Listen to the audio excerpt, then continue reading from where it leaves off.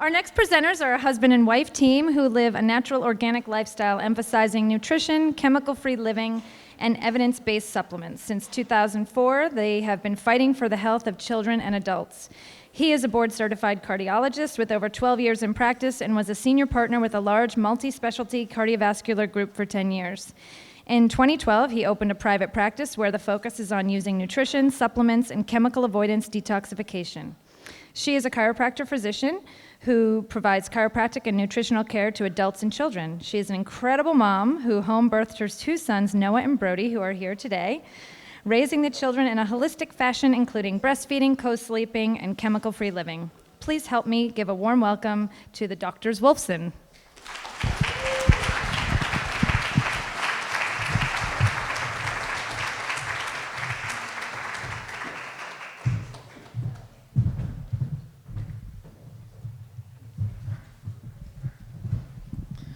Hello, hello. It is an absolute pleasure to be here in one of the most beautiful places on earth. We come from Phoenix, Arizona, Scottsdale area, and there's plenty of beauty that's out there. But certainly there's something special about being in this community, so we definitely want to say thank you so much to David Hollenbeck and the people at Childbirth Farms, and Tree has been just such a tremendous resource for us, and all the people that we've met, really just spectacular people who get it, which is just so amazing, because myself coming from a medical background, a medical world where people don't get it, and you're going to be hearing a lot of that story as we go forward. And once again, we want to thank you and honor you for being here in the audience watching us today. We know there's a lot of beautiful things to do here out in Vermont that you could be doing, so we appreciate you spending your time with us today. Would you like to say a few words? Anyway, I was told to hold the microphone kind of like this, as opposed to like this. You got to hold it in that direction. We'll watch the EMFs. Good morning. I'm so excited to be here today. My husband and I speak all over the country, and this is by far the most spectacular place I have ever spoken. I already said to my mom when we arrived, we're staying in the coach house, is it called? One of the homes, the Orchard Cove. And we pulled in, I called my mom. I hadn't even walked into the house yet. I said, I don't think we're coming home. So pack your bags. In the least, I think we'll be buying a summer home because it's 115 degrees in Phoenix right now. There's no humidity and no mosquitoes. Well, there are mosquitoes, actually, so we won't be missing much in the summertime. So thank you all for coming here and having us speak, and I hope you enjoy our talk.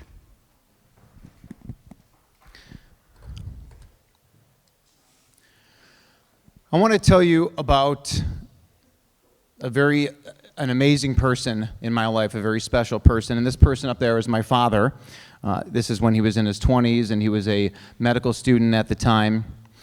He was the life of the party. Growing up, he was the joke teller, the storyteller, the person that everybody kind of congregated around to hear. And whenever you would tell something, to him, you'd look for his reaction. Was he laughing? Was he enjoying your story? Whatever. That's who he was. He also liked to go to happy hours. He liked to drink. He liked to, after work, he would take all the medical students and he would take the staff, and they would go out and they would celebrate. And on the weekends, he was a weekend drinker. He was always, like I said, the life of the party. But I still meet doctors of osteopathic medicine, of which my father was a DO, that come up to me that knew him back in the day when he graduated #1 from his osteopathic medical school class. He went to osteopathic medical school because that's where friends of his went, and he decided to go as well. And these people that come up to me tell me, do you know your father had a photographic memory? He was an absolutely brilliant man, very well published. He was the first DO at the Cleveland Clinic in 1970, where I was born. He was the 5th DO in the American College of Cardiology, a society filled with MDs. He had all these things going for him. He was, like I said, family, friends, and money, and success, and fame in the medical circles. And then he became depressed. In his mid-50s, all of a sudden, he had signs of depression, all these things that he loved doing, the things he was so passionate about. He lost the zest for life. And we didn't know what was going on. So we took him to see a psychiatrist, and the psychiatrist put him on pills, and the pills didn't work. And then we took him to a different psychiatrist. and the pills didn't work. And then we took him to see a neurologist because he started to look different. He started to act differently. He started to fall. He started to have problems chewing and swallowing and choking when he was eating. Something obviously was not right. So the neurologist diagnosed him with Parkinson's, Parkinsonism, and they put him on Parkinson's medications, didn't work. And then eventually he gets diagnosed with a disease called progressive supranuclear palsy, PSP, similar to Parkinson's. And as we've heard throughout the weekend, doctors are really good at looking up, just kind of like looking out into space. Progressive supranuclear palsy, changes in personality, loss of balance, frequent falls. He fell many, many, many times, breaking ribs, pneumothorax, where he just punctured a little hole in his lung. Difficulty swallowing and choking, and Heather and I are fortunate enough to have Heather's sister and family in the audience, and they saw my father back then and witnessed the choking and just the cruel suffering that my father went through. And, kind of staring up into space. And then also this dementia that he developed along with it. And here I was just starting out as a practicing cardiologist, wanted to share all this stuff with my father and have a nice medical discussion. And he really wasn't able to do so at that point. So here's Dudley Moore, famous British actor from the 1970s. Many of you may remember him from the movie 10 with Bo Derek. I think Bo Derek is probably much more remembered, certainly amongst the males in the audience. But he died of progressive supranuclear palsy. Now, why'd this happen? Why'd this happen to my father? Well, he liked to drink, as I said, and alcohol is an absolute neurotoxin and a poison to the brain. My book is The Paleo Cardiologist. Alcohol is not paleo. We may enjoy the taste of it. There may be some benefits and some studies and phenolic compounds and antioxidants and all these different things that we want to believe are healthy, but alcohol is a liver toxin. It's a brain toxin. He drank this rot gut called Crystal Light. Artificial sweeteners, artificial flavorings, aspartame, acesulfame for the last 15 years of his life for some reason. It was just, us medical doctors, we don't know any better. We're not trained to know this. We're brainwashed from the beginning to think that the pills and the procedures are the solution. And then we lived in Chicago, and we had Chinese food and other ethnic foods, and then the MSGs, monosodium glutamate, known excitotoxins, neurotoxins, the brilliant neurosurgeon Russell Blaylock has been writing just fantastic literature about this, and so many amazing books by Russell Blaylock that everybody should have on their bookshelf. When he had his aches and pains, like everybody has their aches and pains, he would take his nonsteroidals, he would take his Aleve. In fact, we would go on vacations and we would be in Mexico and we would get a sunburn, and it was like whenever that happened, the immediate solution was, here, take this nonsteroidal, a prescription nonsteroidal, similar to Motrin, ibuprofen, called Arudis. Name doesn't matter, but it was like, for some reason, that's like a special type of nonsteroidal that is good for people with sunburns. That's how it was marketed as. And then, of course, he took this poison known as Lipitor, statin drug, Lipitor, Crestor, Zocor. He took it. He's a cardiologist. Pretty much every cardiologist, except for the one you're looking at, takes statin drugs. Believes that statin drugs should be in the drinking water because that's how we're trained. And that's what I believed. And we're going to get a little more into the science of how Lipitor killed my father. And then he practiced in this environment known as a hospital, the sickest place on earth, the most disgusting place on earth. And we heard Ruben and Jack Cruz up here yesterday talking about sunshine and about being outside. Now, when it was the weekend in Chicago, when it was beautiful weather, in the summertime, which is like 4 days it happens to happen out of the year in Chicago, my father would be out in the sun for those 4 days. The rest of the time, he sat inside the hospital, specifically doing cardiac catheterizations, pacemakers to the left. Now, an angiogram and a pacemaker procedure in particular, you are standing right next to the fluoroscope, the radiation bulb that blasts radiation, X-rays, through the patient up to something called a collimator, where it captures the images and it's taken, computerized, and generates an image on the screen. And you're getting blasted with radiation. Now, we all wear lead suits, but for many years, people didn't. They didn't recognize the dangers, or they were cowboys. They were cavalier about the dangers. So their thyroid was blasted.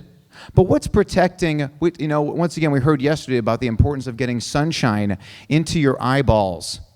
What's protecting the eyes and the brain from this source of radiation? Nothing. What's protecting the brain and the skull? Nothing. This is where my father practiced. Now, there's another person in this story who is leading the same life. Angiograms, pacemakers, staying up all night in the hospital, toxic environment where they're cleaning the floors with all kinds of different harsh chemicals, who's drinking too much, not being active enough, not sleeping enough. One other person in the story, and that, of course, is me. That, of course, is me. Until I meet this woman standing next to me, the woman up on the screen as well. And she looks so beautiful in that picture. She only looks more beautiful now and does so every single day. That's right. That's right. Now you can see why I changed, right? It was pretty simple. He's kissing up. He must want something later. She opens up my eyes to reality. And we go out on our first date and our second date, and she's saying these things to me, like the statin drugs are killing people. They're not the answer.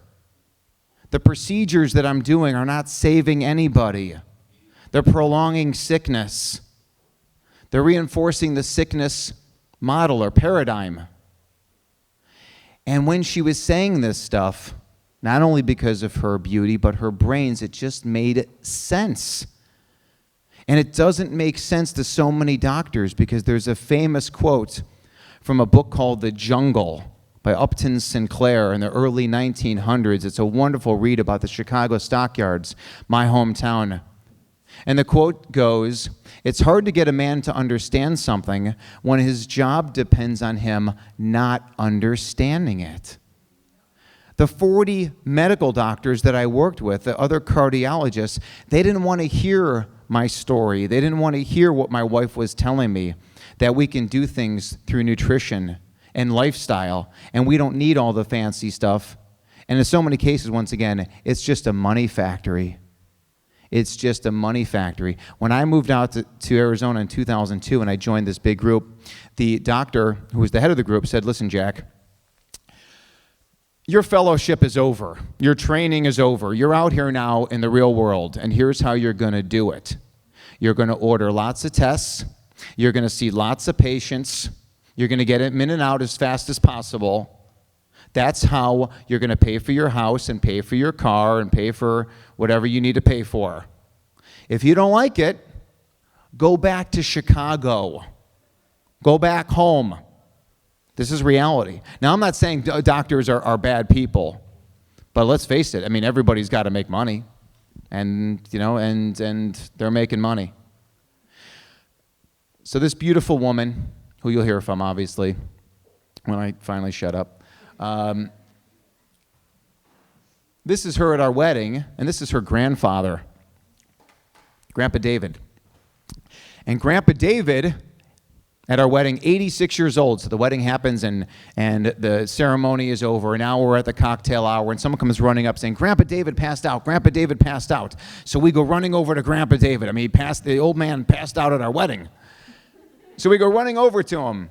And I've seen 1,000 people pass out, if not more. And I check his pulse and I check his breathing, and it looks like he had a common faint. It's hot out, maybe he wasn't drinking enough water, whatever, he passed out. But so as I'm checking his pulse and checking, whatnot, I look over to my right, and there is my wife at his head, cradling his cervical spine. And Dr. Heather Rice is in the audience, and Dr. Stevens out here somewhere. She is cradling his cervical spine. And with that, in her wedding dress, on her knee, she grabs him and just goes, bang. His first chiropractic adjustment in 86 years. It was an audible that you probably could have heard in Vermont. So if you heard something in 2006, May 6, 2006, that was it. So anyways, Grandpa David immediately opens up his eyes. Within a few seconds, he's sitting back up, and within a couple minutes, he's standing and he's back at the wedding. I've seen thousands of people pass out. People don't feel well for hours, sometimes days, or even up to a week. And Grandpa David was brought back by Heather's hands and the power of chiropractic. And that's certainly a message that we take to the road, and we speak at tons of different events, and certainly big, large chiropractic physician events. And we're very big promoters of the chiropractors, and certainly from a cardiovascular standpoint and cardiovascular health, it's absolutely imperative. This is a picture of our family here. There's some of my credentials on what I did. 4 years of osteopathic medical school, 3 years of internal medicine, 3 years of cardiology. I trained for 10 years after my undergraduate at University of Illinois. Here's a picture of our office out in Paradise Valley, Arizona. There's a picture of my Amazon best-selling book, The Paleo Cardiologist, 17 chapters. In this book, chapter 14 is called The Wonders of Chiropractic, 8 pages long with some stories and some evidence-based medicine about chiropractic. In the book, I dispel myths about cholesterol, talk about the blood tests that are really necessary for people, and talk about the dangerous pills, talk about the dangerous procedures, how to avoid them, why to avoid them, the evidence. I talk about the evidence because doctors are not informing patients. But this isn't the 1970s. This isn't, oh, I'm Dr. Wolfson, and you need an aspirin a day, and don't argue with me, goodbye. There's something called the internet. There's something called books. There's educational events like this, where we get up here and we get to teach, and you get to learn and know the reality. So now your conversation with the doctor is obviously much more educated. And I've talked to so many people already out here, during the weekend, and I'm talking to people that are very educated, much more educated than my old cardiology partners, in fact. So we do have copies of my book here, and the book retails for $21.95 on Amazon. And we do accept credit card payments, but what I want to say is any money that we get from today's book sales, or book sales from the entire weekend, are going to be donated to Shelburne Farms.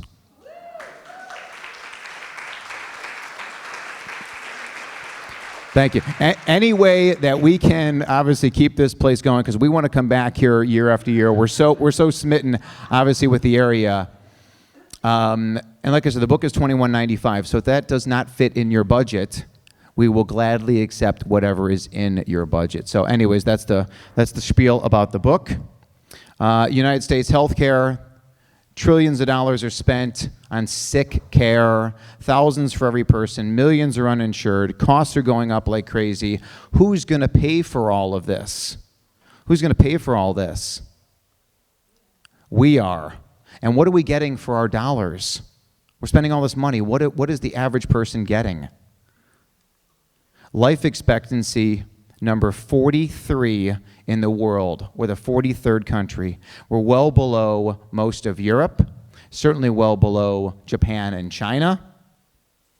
We've got the best doctors, and we've got the best equipment, and the CT scanners, and the MRIs, and all these different things. And this is where we're at, number 43 in the world. Drug prescriptions, top 10 here, generics. 3 of these are blood pressure drugs. 3 of these are drugs for cholesterol. And then when you're taking those drugs, you develop diabetes. So now you're on a diabetes drug, metformin. And when you're taking those drugs, of course, you get heartburn. So now you got to take omeprazole for your stomach acid going up in the wrong direction. And we've done that. Now we've blown out your thyroid. Now you're on thyroid meds. and you're sick, so you take antibiotics, number 9 on the bottom there, amoxicillin. And then on top of the list, when you're feeling like absolute garbage and you're in constant pain, you take your narcotic. You take your Vicodin, you take your codeine-based drug. And here we have the New England Journal of Medicine from 2005. They're telling us that the next generation is not going to live as long. My children, my niece and nephew are in the audience. Their generation, as we've learned from Beth Lambert, their generation is screwed. Everyone in this room, we have to take it out to the world and speak the truth in every opportunity. And I know my wife, whenever there's an opportunity, and there's always an opportunity, is in somebody's face. We get accused sometimes on Facebook of being too judgmental. We're too judgmental. We are very, very judgmental. Because that's the way we were going to wake people up. When someone smells like fabric softener or dry, and the dryer sheets and the cologne and perfume, or they're smoking a cigarette, if we don't say something, it's a lost opportunity. If we don't congratulate a woman for breastfeeding in public, it's a lost opportunity to promote that so other women feel more comfortable. On and on and on. We've got to talk. And as the doctors Wolfson, we talk the talk and walk the walk.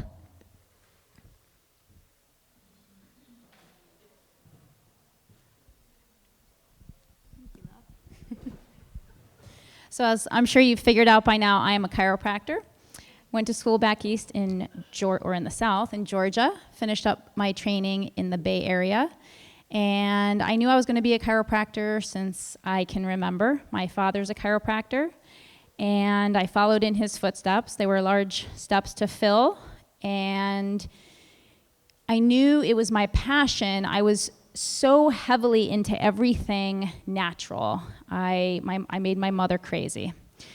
They were divorced when I was 5 and my sister was 2. And I still was able, I soaked up everything. I watched my father give every adjustment I could.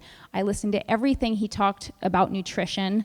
I looked up in the sky and I told my mom that those are chemtrails, and I told her that there's, pesticides in our food. I asked her what a cucumber does for your health. I never stopped. I never stopped bothering my mom, and sometimes I got too much for her, and she'd say, eat your food, don't ask any questions, and your karma, Heather, is going to be marrying a medical doctor.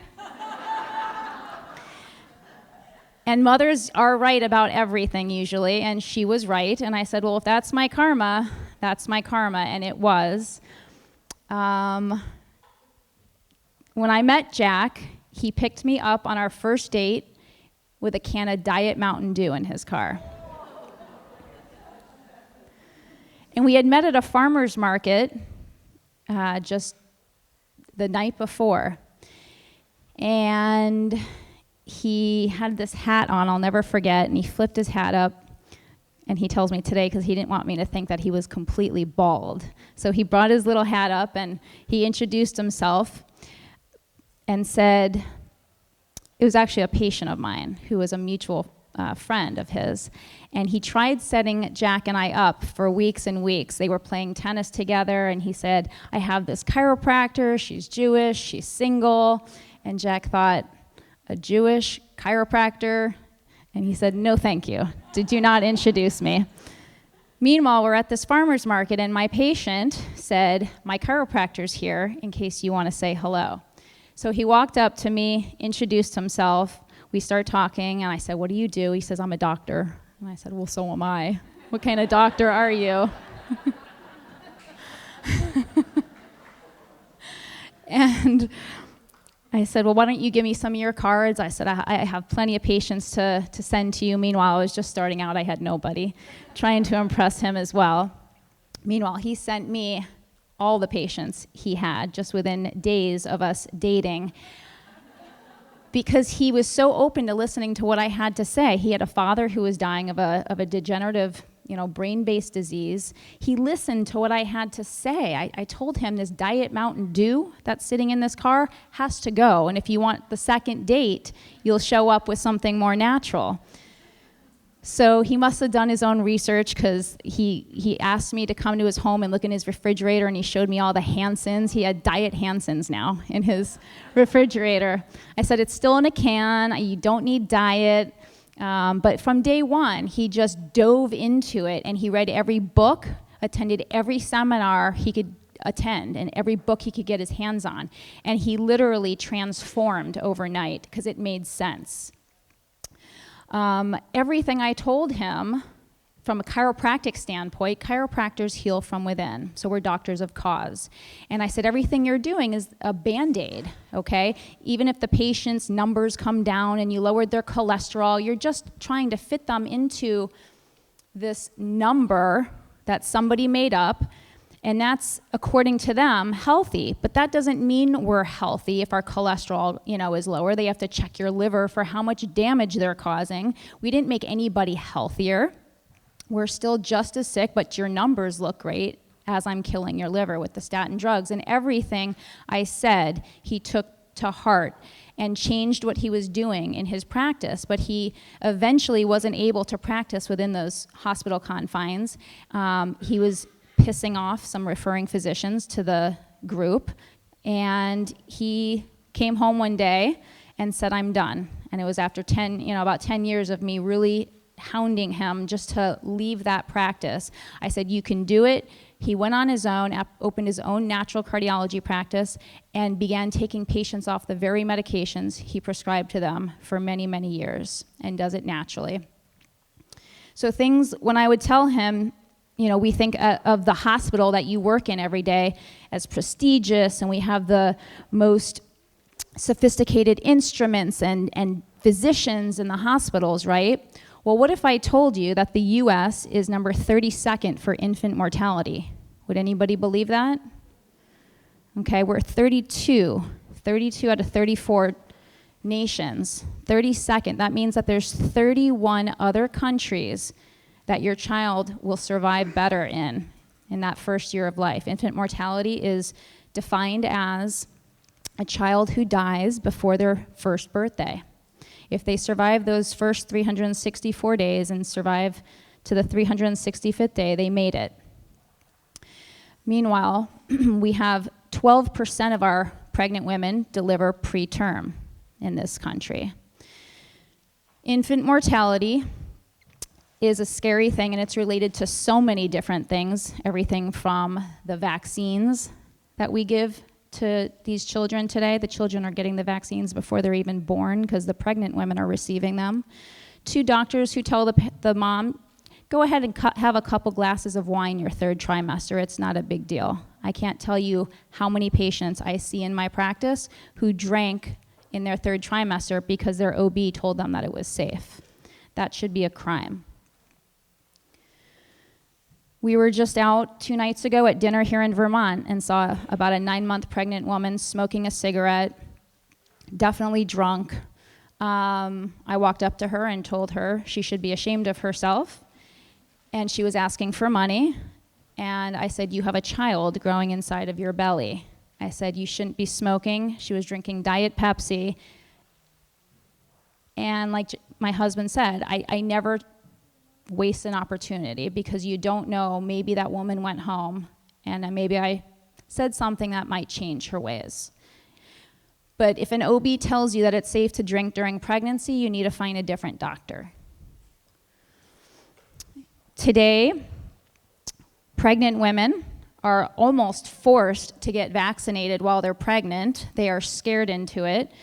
Everything from the flu vaccine, diphtheria, tetanus, and pertussis, the DPT shot, this is given to pregnant women. There's no study that tells you that it's safe. And it says right on the insert that this is not studied in pregnant women, but we'll give it to you anyways.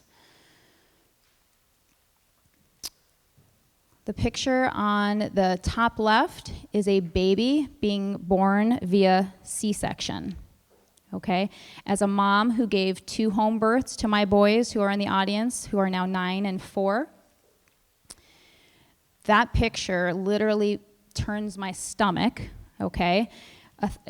The percentage of C-section in the US is astronomical. It's higher than any other country in the world. And if you go to a hospital to give birth, that's what's going to happen.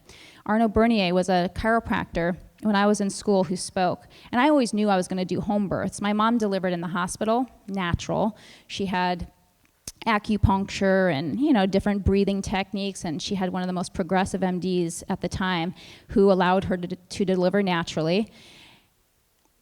But you're in an artificial, bright light, artificial light, chemical smells everywhere, strangers everywhere. If you take a woman who's in labor out of her home, okay, nobody typically goes into labor at the grocery store or at dinner, in a restaurant. They go into labor in the middle of the night because that's the safest time to deliver.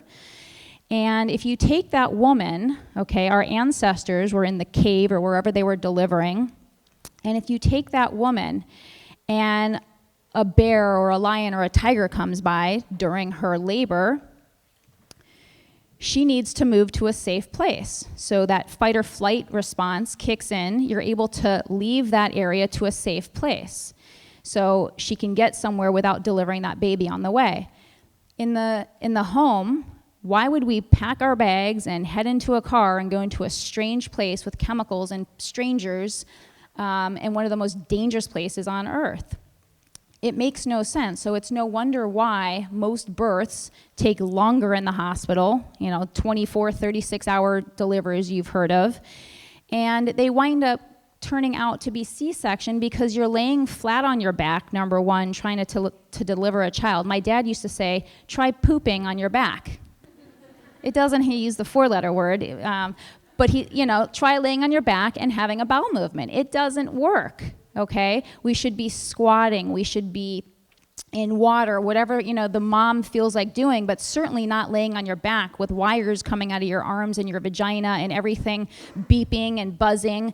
My first son's heart rate decelerated 50 times during the delivery. He had a meconium bowel movement while I was laboring in the water. He had the cord wrapped around his neck 2 times. He was delivered with his arm presenting first. It was a very complicated and painful delivery, and every time my midwife, she never broke a sweat. I looked at her, I thought I was going to go to the hospital 20 times, and she said, this is nothing.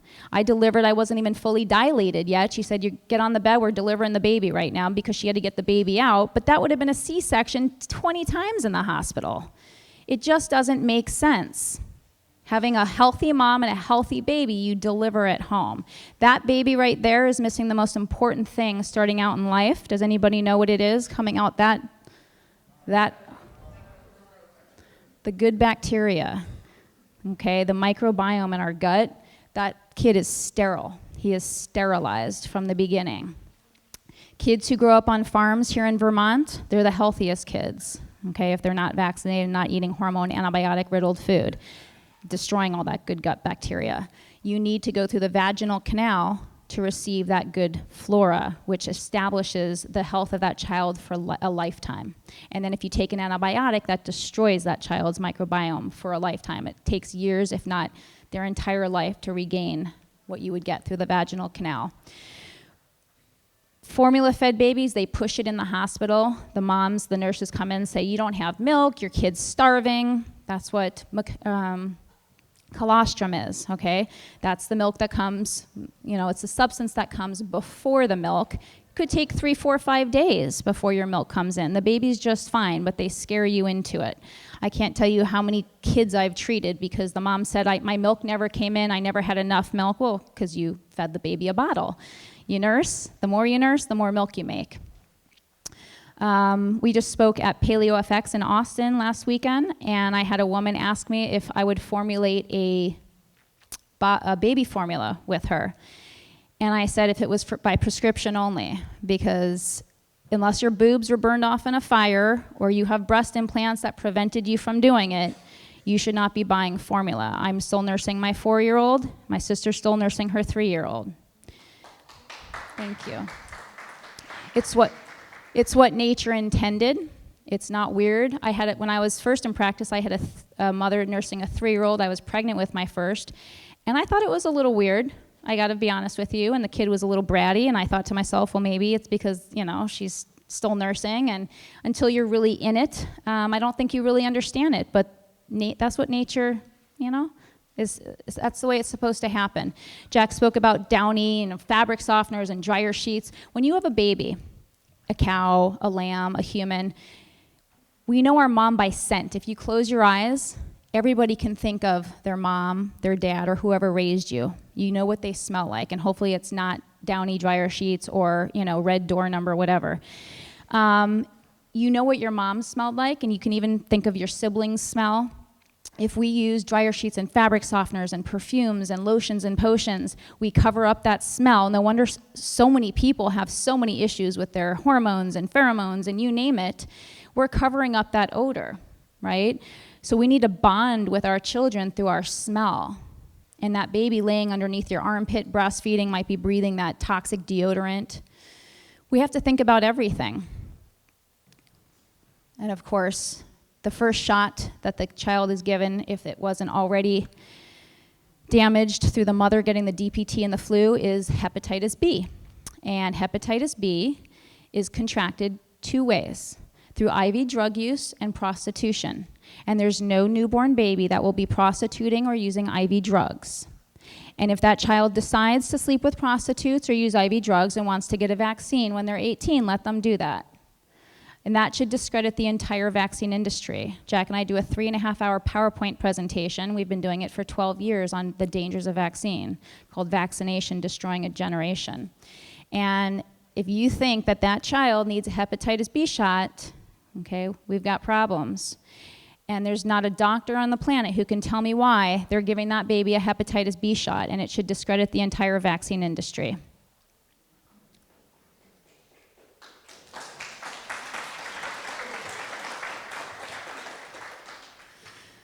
So, if any of you saw my husband on CNN just over a year ago, do you remember the measles outbreak from CNN or from Disneyland?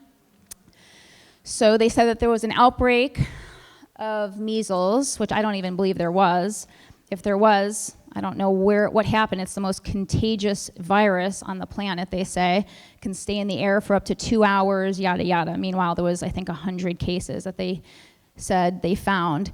And my husband was always, for the last 12 years, on the local news, Fox and all the local, they used to come to him. Even before he turned natural, he was on the local news. So they came to him for the measles outbreak from Disneyland to get his thoughts on that. And of course, his thoughts were, vaccines are dangerous. The disease is benign. It's a cough, fever, and a rash. Children need to get this disease to grow robust immune systems. There's only one reason why my grandfather's alive at 96, and it's because he suffered every disease from measles, polio, mumps, rubella, you name it. It's the only reason why he's alive, because he's never done anything healthy in his lifetime, except for getting sunshine and sweating. Played tennis every day in Florida of his life. But besides that, never ate anything healthy. Lives off of cookies, cakes, candy, and ding-dongs. But he had every disease known to man, so he is still alive at 96. But that's not going to be true for our 97. Whoa.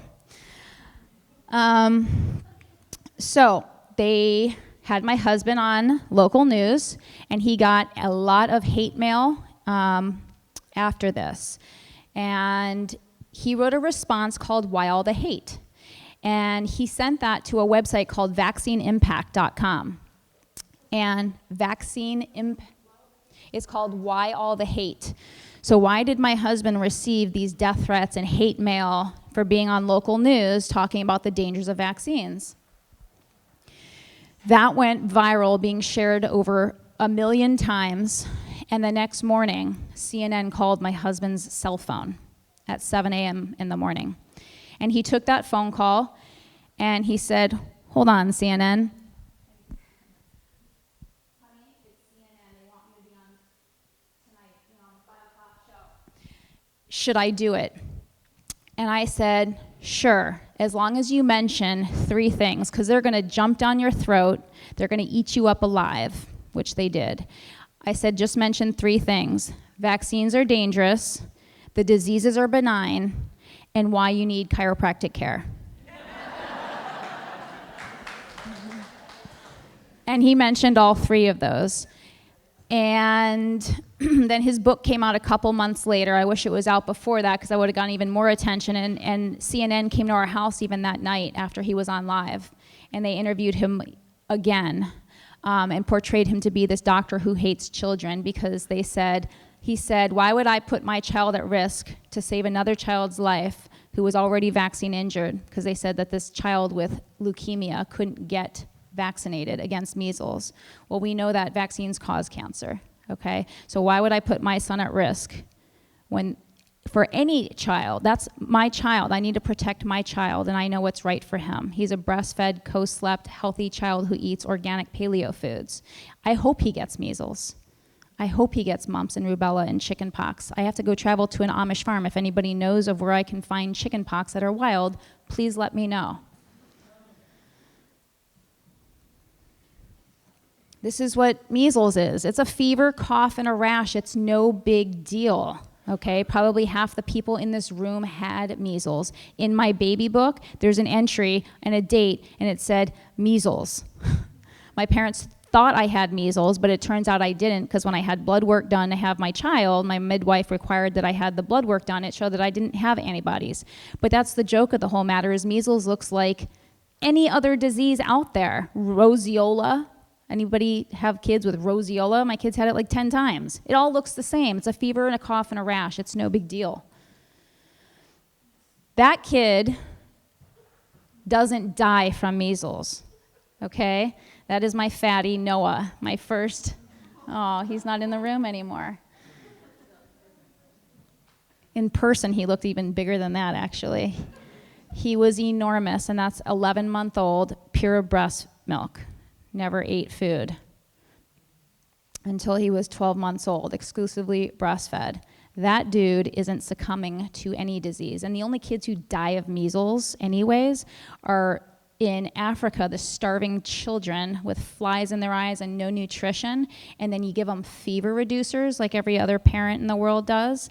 You reduce the fever, the body's #1 defense against any organism, and then you succumb to disease. My children have never been given a fever reducer. They've never even had an over-the-counter medication, and of course has never been vaccinated. This is me. I was probably about 2 or 3 there. Squeezing that chicken pretty tight. We had chickens up until just about a year ago when we moved into a HOA, but we'll be getting them back as soon as we move to Vermont.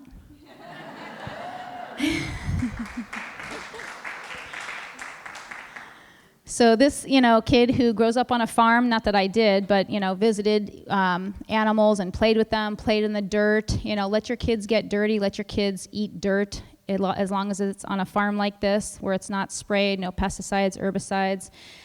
This is where your kids need to grow, in the sunshine and in the dirt, and touch animals and raise animals and get off the computers. I'll pass this over to the cardiologist to continue on this slide.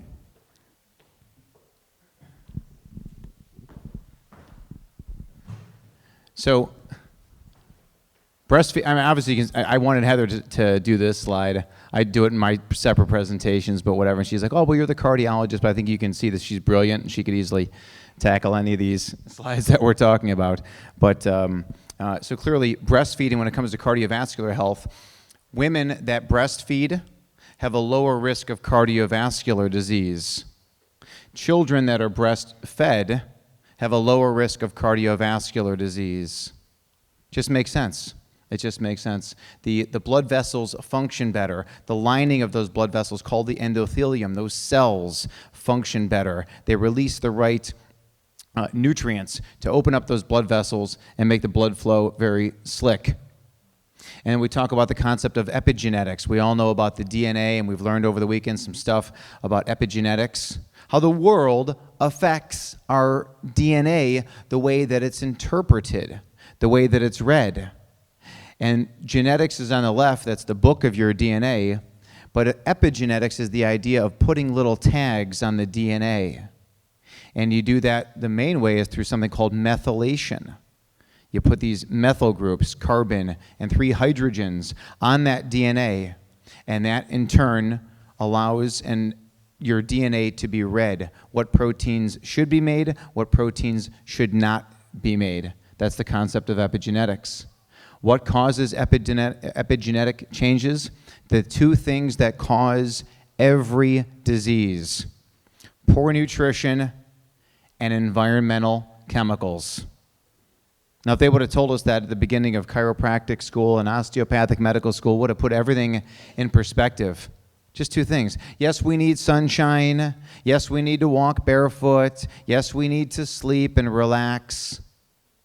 But we would be doing all that naturally if we were not so involved in the government's food pyramid and all the artificial foods that we're eating and all of the environmental chemicals that we're exposed to.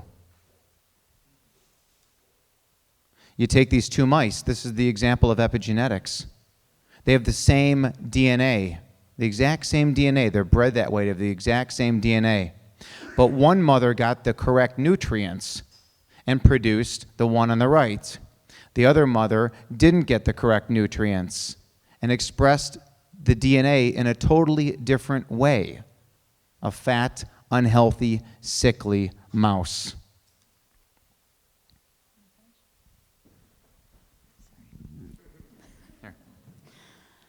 So responsible paleo, that happens to be the title of our upcoming cookbook we're creating. And when I say paleo, diet, I don't like the term diet. Diet is really anything you put in your mouth or on your skin. And paleo is our paleo ancestors. So the people who lived in the natural environment. They didn't have Vitamix blenders and microwaves and refrigerators and ovens. They ate food that they could come across, and they ate food that they were able to eat without changing it or altering it in any way. So responsible paleo, to me, I would rather never eat meat if it wasn't responsibly raised and slaughtered. There's no bigger animal lover, okay, than on the stage right now, but it's nature. Lions eat other animals. We are hunter-gatherers to eat seafood and grass-fed meats. We are not meant to eat animals who are chained up in cages, fed GMO corn, okay? So all the studies that they do on meat and whatever they're, trying to show, it's on a cow that was fed GMO corn. Of course that's going to cause coronary artery disease. You don't need a brain cell in your head to even realize that. You're not supposed to eat a cow who eats corn, because cows aren't supposed to eat corn. They're supposed to eat grass and all the bugs and stuff that come along with that. This is where we've come. Anybody know that guy on the right? How about, Steve, when you adjust that guy on the right? Right? This is not what we're supposed to look like. This is what we've become because of the food we eat, because we are not hunting and gathering our food. I tell my kids if they can grow it in our backyard, they can eat it. If you can't grow it, I don't want you eating it. This is sad what the human body has had to endure. My mom always says, you're so skinny, you need more, carbs and breads and ice cream. And, she follows what we say for the most part. She shops at Whole Foods, which is the cleanest grocery store, we can find in our area, shopping at farmers markets, but, she still doesn't follow it perfectly. But that's what Paleo Man looked like, lean and muscular. It's just what you're supposed to look like. He didn't have much fat. Our evolution of our diet, 5 million years ago, we were eating what we could hunt and gather. My husband was out. We arrived the first hour we were here. He was pulling shrubs and just eating them along the house off this garden that we are staying at. He ate something that looked like a 4-leaf clover. It tasted lemony. It was delicious. We both got stung with, what was it? Sorrel. That's what I said. I thought it probably would turn into sorrel. It was small, though.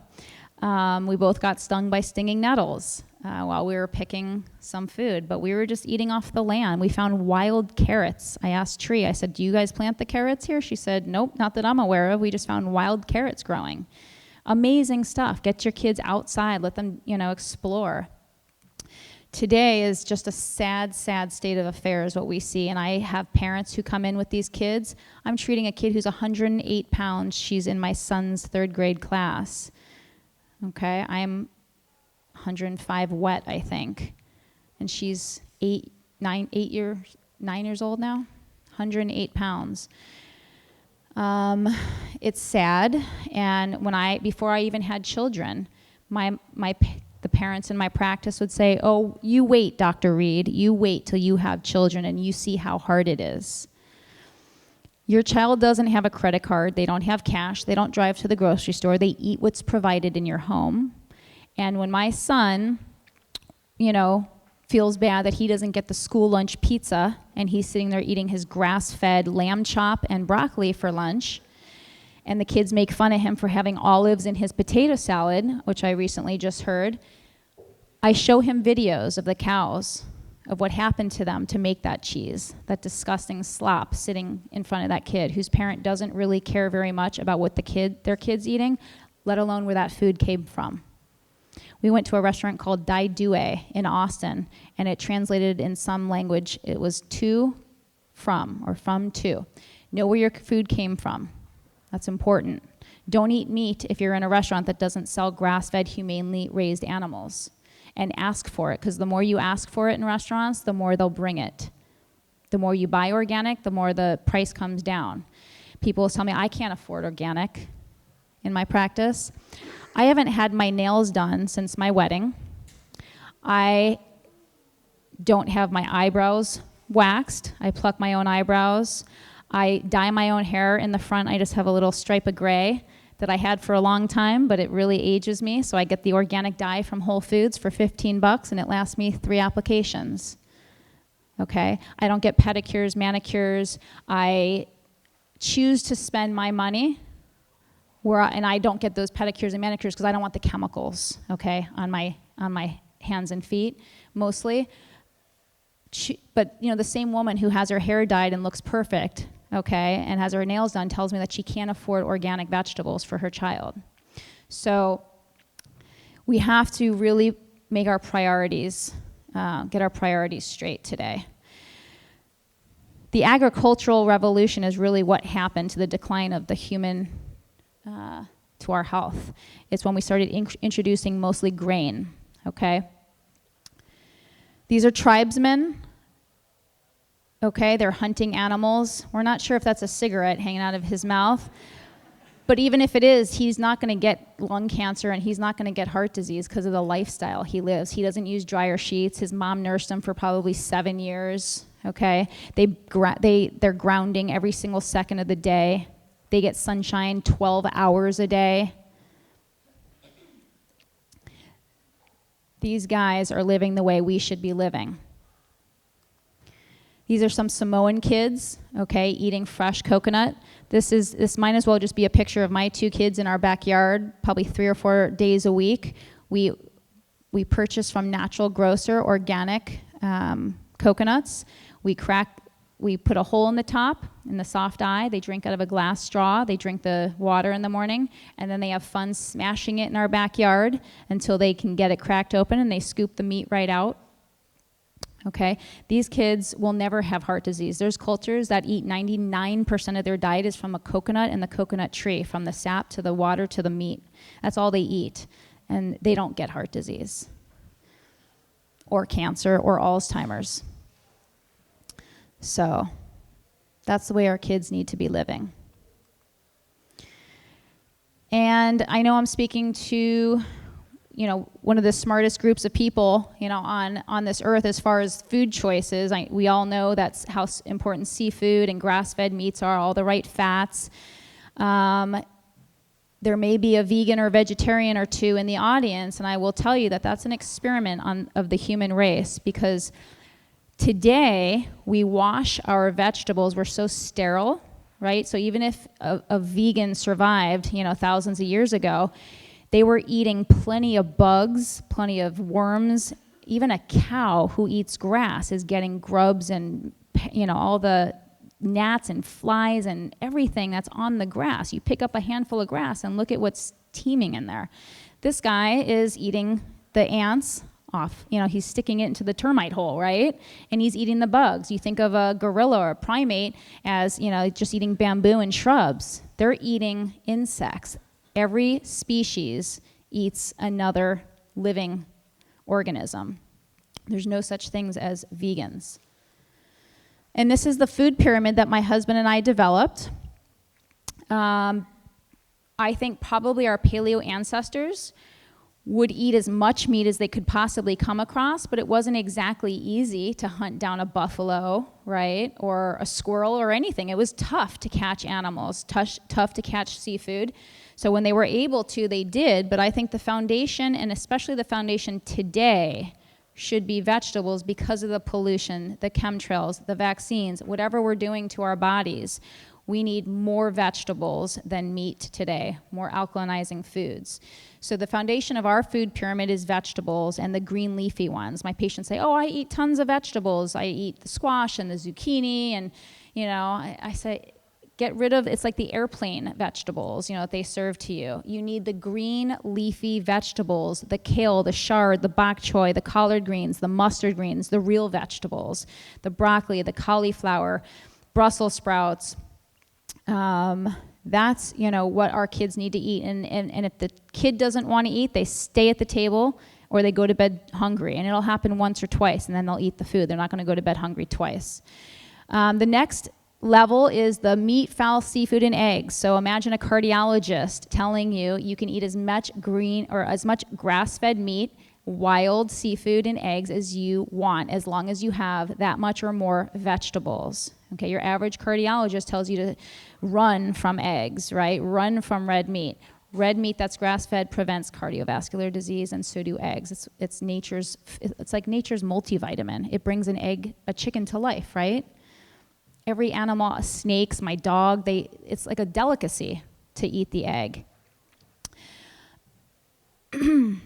Avocado, coconut, olives, all the good fats. People say, I'm not losing weight, Dr. Heather, I'm eating all the paleo foods and, being really strict, not eating grain, but I'm not losing any weight. Well, are you eating fat? Okay, because the body needs that fat to be satiated, number one, to feel like you're full and not to feel like you're still starving. If I just ate greens and a lean piece of grass-fed meat, I'm still hungry.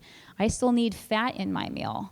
The nuts, the seeds. Now remember, paleo man didn't come across bags of walnuts and bags of almonds. So be careful when you're eating that kind of stuff. It's a great snack, but you can't just eat bags of it. It would have taken a paleo man, 3 hours to pick out the walnuts and everything. Animal fats and olive oil, grapeseed oils, the coconut oils are all fabulous. Fruit in season. Remember, our ancestors didn't eat the fruit today. It was like a crab apple, and it wasn't as sugary as it is today. So easy on the fruits, because it's just not paleo to be eating the amount of fruits we eat today. Always make sure your food is organic. It's so sad that you even have to say that word, because it's really just real food and poisoned food. I wish they would just label it in Whole Foods poison, and then you wouldn't have to look for the number 9 or anything else and the term organic. It's just real food and poisoned food. So sad, sad world that we have to live in to see this. Glyphosate. What's the life expectancy of this poor guy spraying the fields? How sad for this guy. That mask isn't doing too much. Glyphosate is so ubiquitous in our environment. It's one of the most toxic pesticides, and we all know about GMO food and why they're able to now spray the GMO crops with this crap and kills our our gut bacteria. Sad stuff. And it cross-pollinates with my food on the organic farm because they're right next to each other. So there's really no such thing as organic corn and organic soy anymore because they've been cross-pollinated. This poor kid, these are our kids. This is the first lake that I'll even let my kids swim in. They were swimming last night. It's beautiful here, but can't find it, too often anywhere else in the country. This should be in everybody's backyard. This looks like our Vermont farm here that we're staying on. Nobody should have grass growing in Arizona in the front yard. They should have a garden like this. Why plant anything unless it's going to bear fruit, right? Our next house, we want to build a farm. Why would I plant anything unless it's going to provide for my family? Why would I waste precious water to look at something pretty if it's not going to feed me and my family? This is very, very sad, and this is what kills me when I see, people eat meat. And at Paleo FX, I feel like a lot of those people, they think they can go to McDonald's and say, I want a double Whopper, leave the bun off, and that's Paleo. Okay, they give us a bad name. Paleo man did not eat this. That is just a sad, sad picture, eating corn out of a trough. This is what the cows look like here in Vermont, right, at the Childbirth farms. This is the animal you want to eat. This is what you have to make sure you're eating and demand it, and don't eat it if they don't have it. This sweet little calf is drinking from her mom. And I'm not going to throw anybody under the bus here, but I do have to be real and truthful. As a mom who's now been nursing, I'm going, 7.5 years, I know what it takes to make milk, and I know the demands on the human body. It's the same demand on a cow feeding her young, right? So dairy, 1 million years ago, would not have been able to have been easy to come by, okay? Because that sweet little cow right there didn't look like that 1 million years ago. They were a little bit rougher and tougher. And everybody knows if you come up onto an animal that has young, you're going to get killed, right? In the wild, you can't come anywhere near a mother and her young. It would have been very difficult to milk a wild animal. Cow's milk is for cows, goat's milk is for goats, giraffe's milk is for giraffes, and human milk is for humans. Do I love raw dairy? I freaking love it, and I could live on it, okay? But it's not meant for the human diet. It's meant for that calf's diet. All milk is nature's perfect food. That milk coming out of that cow is nature's perfect food for that calf to grow to 1,000 or 2,000 pounds, right? My milk has special proteins and everything, enzymes for my human baby. We just downed a gallon of Henry's milk last night, my family. We do splurge, and I like to splurge when I know where my milk comes from and respect that calf should stay with her mom. So if you're drinking milk from a cow who had its calf removed so you can drink your milk and eat it over your cereal, whatever you're doing, think about where that milk came from. So that's my bit on raw dairy and raw cheese, and you name it. I love it. We do eat it occasionally, but it's not really should be the makeup or part of our diet. This is, of course, sad pictures. This is what you're eating unless you know where your food comes from. This is no life for an animal. I would starve to death before I ate that animal. Now this is, again, a Shelburne Farms animal, okay, or something similar. This is the animal that you want to eat and feel good about it. Remember the life, too, that stress of that animal, okay, having the baby taken away from the mom, you're drinking the milk of an animal who's stressed out. She's crying for her mom. They're living in, horrible conditions sometimes, like that caged animal. You have to think about the life of the animal that you're eating. Okay, we've got birds in a cage here. Having my own chicken, they were like children to me. They come running to me whether I had food in my hand or not. Everybody says, oh, it's the food that you're giving them. They love you. They really do. They come running up to you. These are real animals. They shouldn't be in cages, right? Another Shelburne Farms, animal. That's the way they need to be living. Make sure that you're buying your eggs and your chicken from farms like this. Wild seafood, okay? This is what fuels our brain. This is what our brain is made of. It is made of fat. It is made of DHA, fat. Wild salmon and sardines are one of the few foods that we'll eat because of the high mercury content, PCBs and dioxins from all the other larger fish, such as shark and swordfish. We do a lot of wild oysters and clams and that type of food as well, but the majority of our seafood is going to be wild salmon and sardines. And we tricked Jack's nephew and niece a few years back. They were big tuna fish eaters, and I refused to ever, have tuna fish in my home. I would not poison my children with it, nor his nephew and niece. And we tricked them, and we said it was tuna fish. We took cans of sardines, we put the mayonnaise and sliced cucumber or celery the same way they liked it. Had no idea they asked for seconds and thirds. So they were eating sardines and had no idea with all the fabulous bones and oils and everything in there. Very high in mercury. Extremely, it's off the charts. Even the government will tell a pregnant woman to never eat tuna fish while pregnant because of how damaging it is to the growing fetus's brain. So when we talk about autism and all the causes, it's multifactorial, of course. It's not just about vaccines. It's not just about eating tuna fish, having amalgams in our mouth, okay, or mercury. There's a lot of sources of chemical toxicity for the growing child. Tuna fish is certainly something that a pregnant woman should never have, and there's no reason to have it ever because you can find foods that taste just like it. I used to eat raw sushi all the time, with tuna before I really realized how toxic I was in mercury. So raw salmon sushi is fabulous. But this is what you're eating if you go to a restaurant and you order their salmon and it's farm raised, okay? You're eating a fish that is grown in a fish tank, okay, swimming in circles. That is not a healthy fish. And then they're fed chemicals to make their skin, their meat orange, okay? It's very off. It's toxic, and they have higher concentrations of mercury, even though they're not in the ocean, because they're fed ground up fish from the ocean, and it just builds and builds in their tissue. You have to demand wild and line caught. Want to take over?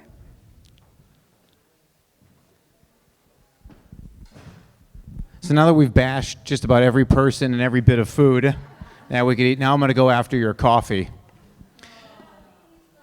And it's in the paleo world, the paleo people love their coffee. They get these people that are big in the industry, the Dave Asprey's, the bulletproof people. Coffee is not paleo food.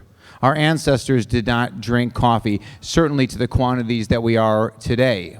But I want you to realize that the typical person drinking the typical coffee is drinking pesticide coffee. The pesticides get in the beans, the pesticides kill the bugs, get into the beans, they will kill us, kill our microbiome.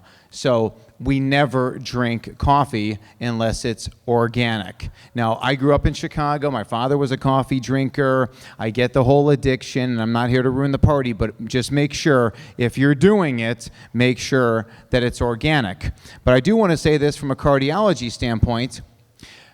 It comes down to genetics. So 50% of the population is a slow metabolizer of caffeine. This is a simple genetic test. 23andMe, your doctor can do it, whatever. If you have this particular CYP1A2 enzyme defect and you're a slow metabolizer and you drink multiple cups of coffee, your risk of heart attacks goes way up. Specifically, the caffeine is the problem. So, it is a study that looked at caffeinated coffee, but it's the caffeine that's the problem. So as you can see all the way to the right at the bar that reaches up the highest, if you have that slow metabolizer genotype, 4 cups of coffee quadruples your risk of heart attack. If you are a rapid metabolizer, actually you can see over on the left, those 1A, 1As, there's two alleles of the same gene, and you have 1 to 3 cups of coffee a day, you lower your risk. So just know your genetics and then decide what works for you. Some people may say, hey, you know what? I love coffee so much and my genetics are bad, what am I going to do? I think if you do everything else right, you may be in decent shape. I start off my book saying cholesterol is king. I want everyone to understand how important cholesterol is. And once you understand how important cholesterol is, then we can start demystifying everything else in cardiology. Cholesterol is just a molecule. It's just carbon, hydrogen, oxygen. That's it. There's no heavy metals in there. There's no BPA and phthalates. There's nothing else, just carbon, hydrogen, and oxygen.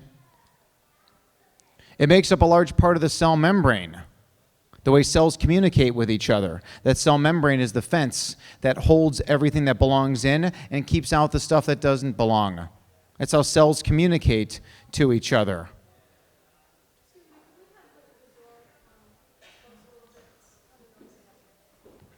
Pull that one over from the right.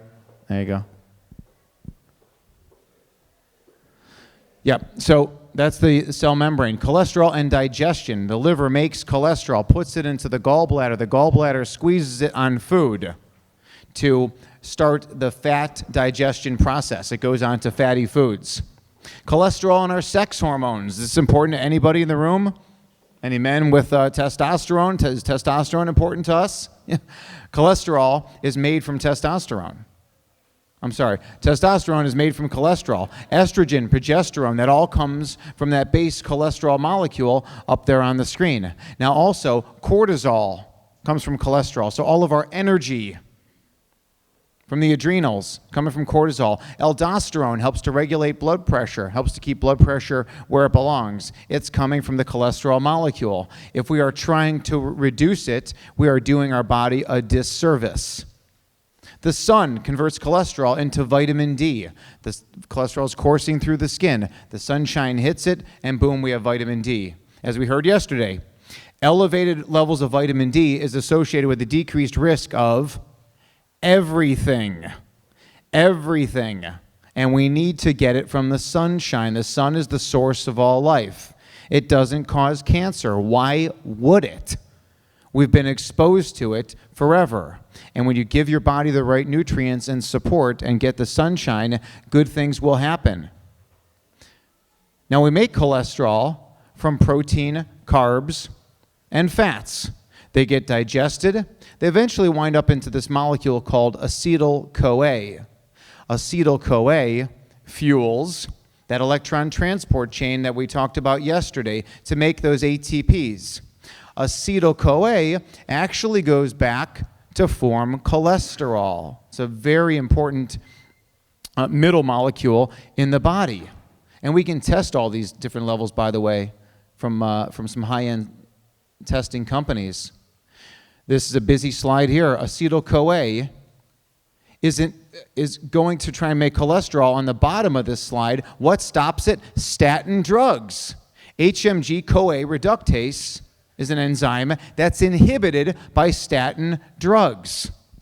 And then as we go further down this pathway, that whoever built us gave us this pathway for a reason, we find further down the drugs that are used for osteoporosis and fracture prevention, bisphosphonates, inhibit cholesterol production.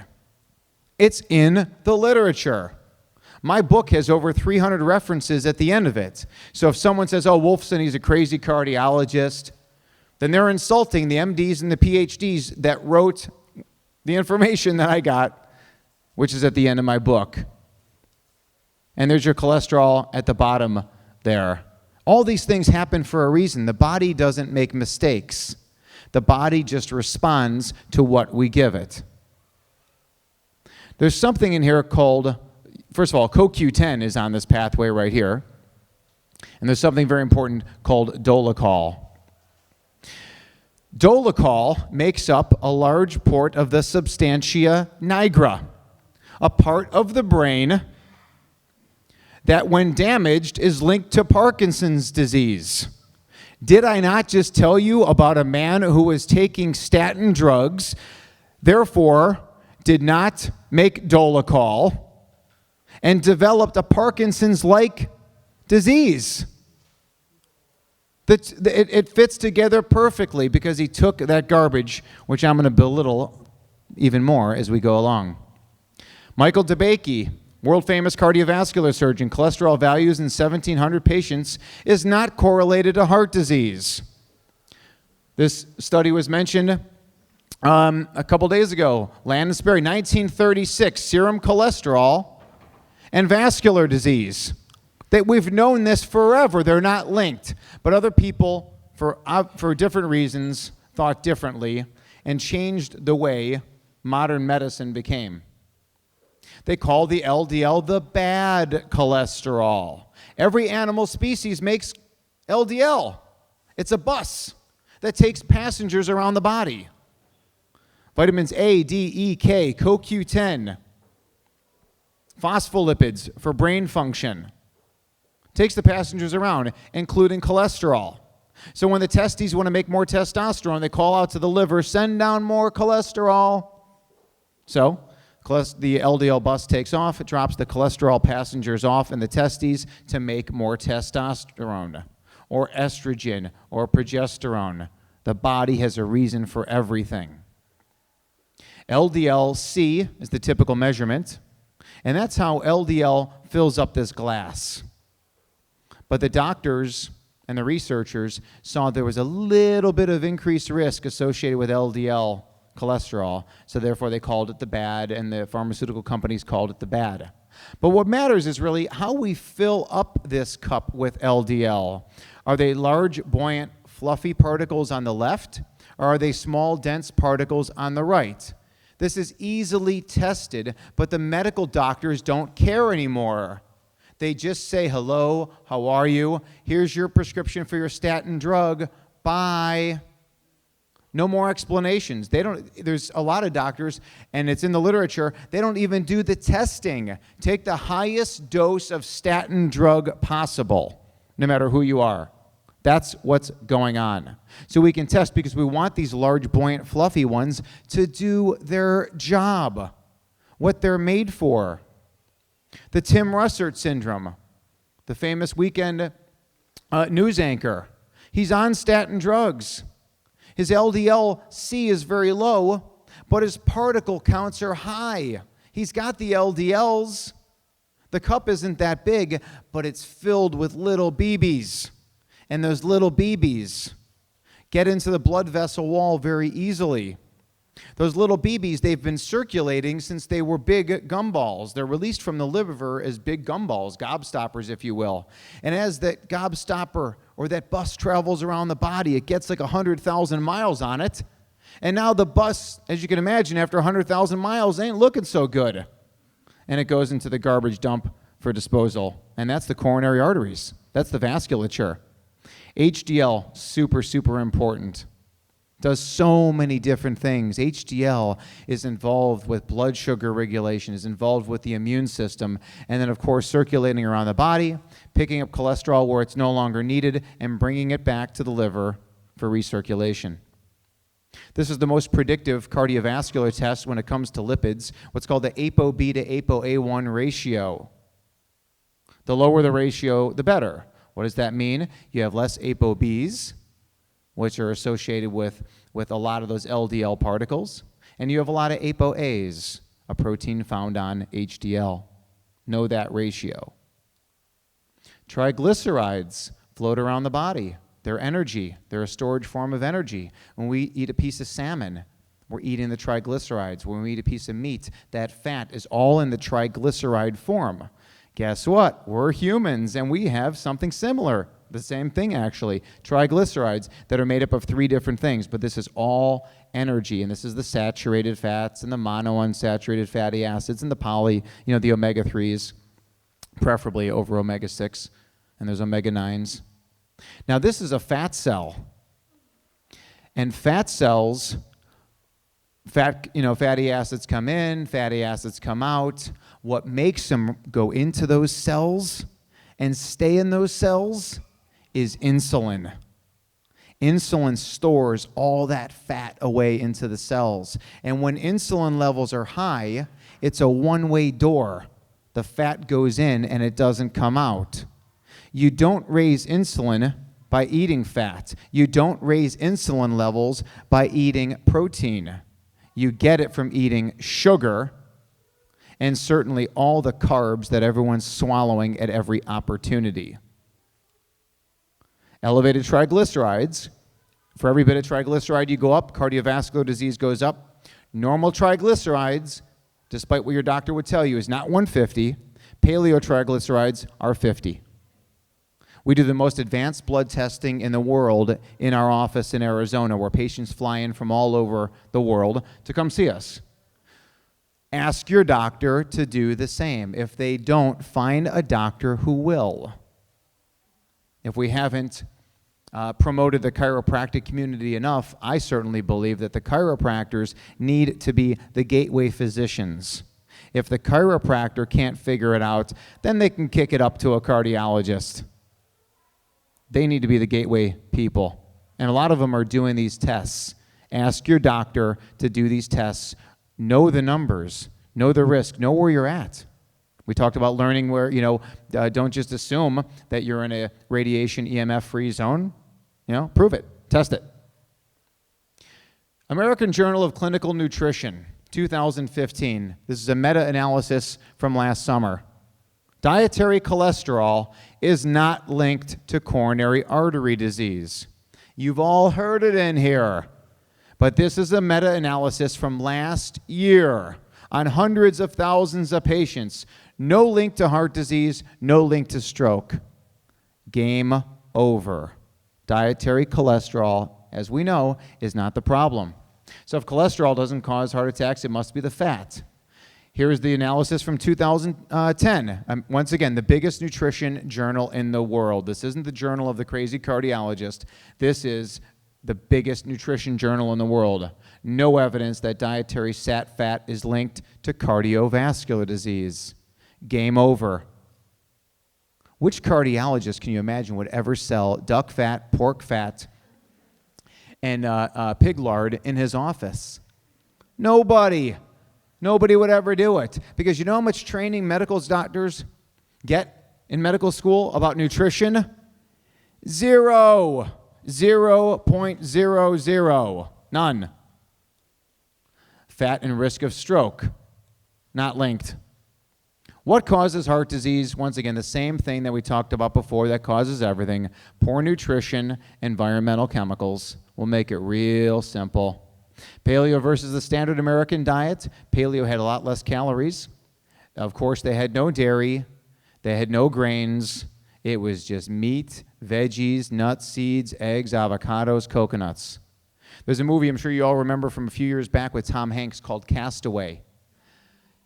Works for FedEx. He's in a plane crash. He winds up on the remote island eating coconuts, fish, and vegetables. You take anybody with any disease, move them to that island with coconuts, fish, and veggies, and they're going to get better. They're going to get better. Sickness will be gone. Try and get as close as we can to that environment.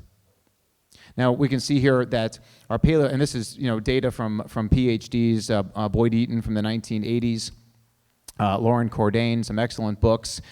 Omega-6 ratio, now omega-6 to omega-3 is 10 to 1. Before it was 1 to 1.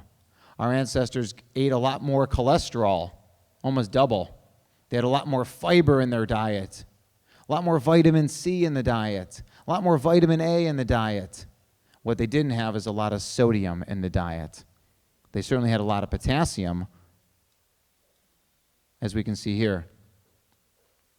These are the foods that contains all those unhealthy omega-6s. Soybean oil, safflower oil, sunflower oil, corn oil. Thank you, Florence Henderson. Paleo proof. The evidence is there. It's in the literature. It's in the literature. Weston A. Price, that was one of the first books I read when going natural, and I was just like, oh my God, I couldn't stop reading this book. It was just intense information that just a young, fertile mind was so excited about. Paleo lowers blood sugar, lowers cardiovascular risk factors compared to the diabetes diet. Here's a copy of the food pyramid that's in our book. Organic, local, free-range, grass-fed. You can tell my wife has never eaten fast food because she said you can get Whoppers at McDonald's. That would be Burger King. You can tell she talks the talk and walks.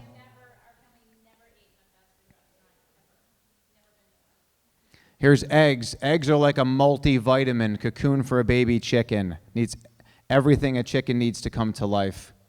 Low carb shifts the lipid panel in the right direction. When I was a cardiology fellow in 2000, I saw a debate between the late Robert Atkins of the Atkins diet and then Dean Ornish of low-fat fame.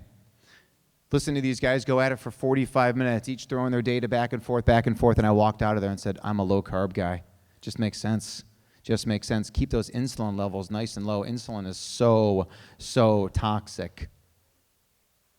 That's why, what leads to a lot of diabetic disease is the fact that, especially the type 1s or the really profound diabetics, they have to take insulin. And inside that insulin syringe is just a bunch of other chemicals and poisons in addition to the insulin. Now they're taking massive doses of insulin, and the body is just saying, what is that? What is it? Low carb lowers blood sugar, lowers insulin, lowers weight, and lowers insulin resistance compared to a low fat. Low carb wins. Diabetes, once again, you go to the medical doctor and the doctor says, your blood sugar is 125. You're good. But at 126, you're labeled as a diabetic. Every bit of elevated blood sugar increases your cardiovascular risk of stroke, dementia, cancer, and erectile dysfunction. It's strange. Most people, when you talk to them, in the office, and they say, well, I'm not worried about heart attack. I don't want to have a heart attack. I'm not worried about having cancer. What are they really worried about? They don't want to have a stroke, and they don't want to have dementia. You'll get both with sugar. Leaky gut syndrome. Medical doctors never even talked about this. We're talking about it now. It's in the literature. Things get into the body that don't belong. Leaky gut. We can test for that. We can test for that in a tremendous way, and we're seeing it in just about everybody. It's almost becoming to the point, why even test for it? Because everyone has it. I test for it to give people information. Here's you before. Now we clean up your diet. Here you are after. Things look good. I love testing. Here's some of our supplements products here. It's hard to eat healthy on the road. A lot of people don't live near organic farms. I'm not offering excuses. What I'm saying is that these are some supplements that we do sell in our office. We sell them online. We've got the demo bottles outside, all organic, no fillers, no stevia. We should all do a fresh juice in the morning. We should all eat fresh vegetables. But if you can't, or maybe sometimes time doesn't allow for it, or when you're traveling, take a scoop, take a scoop, take a scoop. They are medicinal. They work. I talk about it in the book. It's in the literature. Our beetroot powder does this to blood vessels, just cranks them wide open. They're a tremendous source of nitrates. The nitrates are converted by the oral bacteria into nitrites and then absorbed into the body and converted into nitric oxide. Nitric oxide lowers and normalizes blood pressure, improves blood flow, lowers inflammation, lowers oxidation. The beetroot is such an amazing, amazing superfood. Absolutely love this. In fact, we've got these, actually we've got them out here. If you're interested afterwards, we can give you one of these. These are the test strips from Berkeley Labs, testing your levels of nitric oxide. You think you're eating healthy? Come get tested. Let's see where your nitric oxide levels are. One of the main problems with people is that they're brushing their teeth with toxic toothpaste, Crest, Colgate, etc. They're using Listerine and mouthwashes that damage the bacteria in the mouth. Or maybe they just took a course of antibiotics, or they're using hand sanitizer. We have created a sterile environment in our body. The oral bacteria convert the nitrate into nitrite and then get absorbed and converted into nitric oxide. If you don't have the bacteria, you can't make the vasodilator. And then now you're one of 2 people in the country with hypertension. 1 out of 2. Oh, but it's genetic. I have bad genetics. It's not genetics. Genetics is a very, very rare cause of disease. Give somebody poor nutrition and chemicals, put that onto a certain family, and they have breast cancer. Next family has colon cancer. Next family has dementia. We would invite you all to get more information from us, including our nitric oxide booklet that tells you more and gives you more of the science of what I just said, by texting the word Paleo to 42828. Along with that, you get an upgraded version of my top 20 heart-healthy supplements and the test list, the top 20 tests you need to ask your doctor about. When it comes to supplements, oh, well, they're not paleo. Listen, I test people for a living. I see people, like I said, from all over the country. I've seen tens of thousands of patients. Most people are not going to follow this lifestyle. But if you do follow this lifestyle, the soil is depleted, the air is polluted, the water is contaminated. We've done poorly for many years, each individual person. I ate like absolute garbage for the first 35 years of my life. I got some catching up to do. Sometimes supplements can help to fill that void. Probiotics lower cholesterol and lower LDL. Probiotics heal the gut, lower inflammation, oxidation. Eat those fermented vegetables. The couple that's out here selling those fermented vegetables, they should be sold out. They should be sold out of the stores. And we need to get more people like it. I was talking to a farmer outside. He said, we're barely getting by because people can't, because it's so expensive, to practice our way. Then raise the prices. Raise the prices, and people will buy it. The people that care and value it, they will spend the money.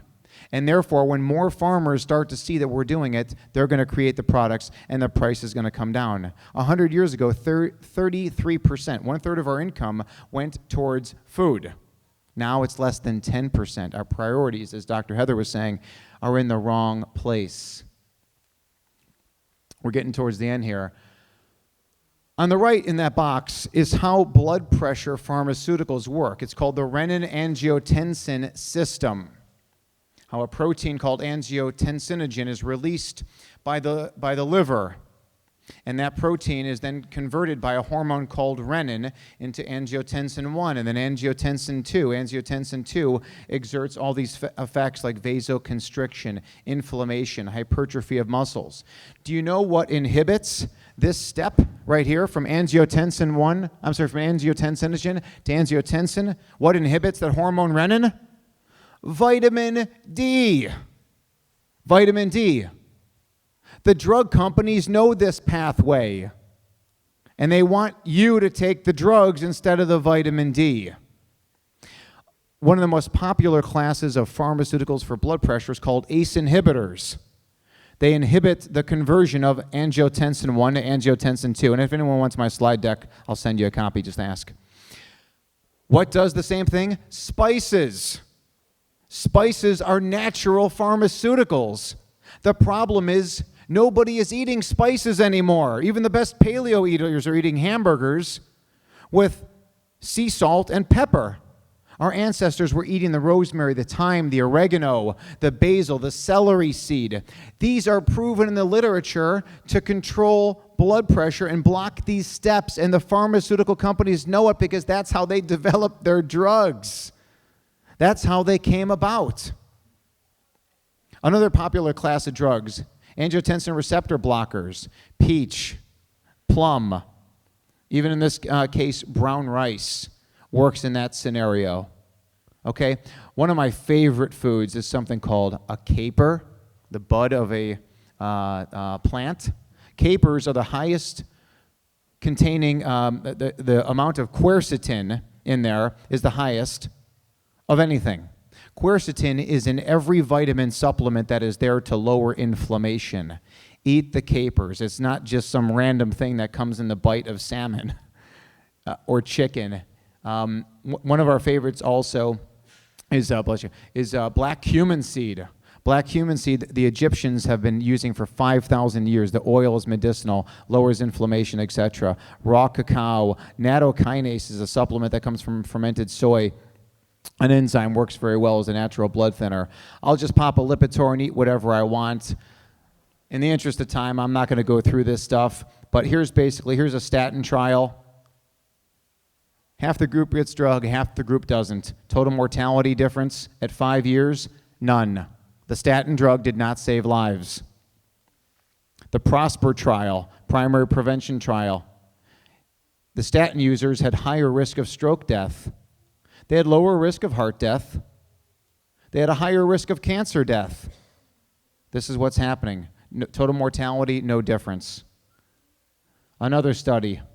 The drug reps love to come in to doctors like me and show us these big fancy graphs about the differences in heart attack rate, but no difference in life or death. This is what the doctors are pushing. Things that have no benefit to maybe a little bit of benefit according to their tainted data. That's all driven by money. This is a patient of mine, came in years ago, and he said he was there for cardiac clearance prior to gastric bypass surgery, over 500 pounds. And I said, listen, there's nothing I can do to clear you for surgery. You're high risk for this procedure. You can die during this surgery. So I'm going to give you a pass that says you're high risk and you could die for the surgery and wish you the best of luck. There's nothing I can do as a doctor to prevent it. But I do want to give you this information. I want to tell you about something I've been reading about recently about paleo and low carb, eating the real foods. And I wrote down a list. I didn't have the fancy pyramid that we have now. I just wrote down a list. Eat tons of vegetables, avocado, nuts, seeds, eggs, grass-fed, free-range animal products, ethically raised, and eat wild seafood. I never heard from him again until 3 years later. He sends me a note in the mail along with this picture. And the note says, Dr. Wolfson, I never had that gastric bypass surgery. Thank you so much. I followed your advice. And he lost 300 pounds. It took him 3 years to do it. I think we've got some other beneficial ways that I would teach him now, encompassing more things. So here's our top 6. Responsible paleo, avoid the chemicals, get adjusted, get sunshine, get active, and get sleep. Seems pretty simple, right? If everybody would just follow that. And I talk about this, of course, in my book, The Paleo Cardiologist. We are the Doctors Wolfson. We have a website, thedoctorswolfson.com. Would invite you all to come to it.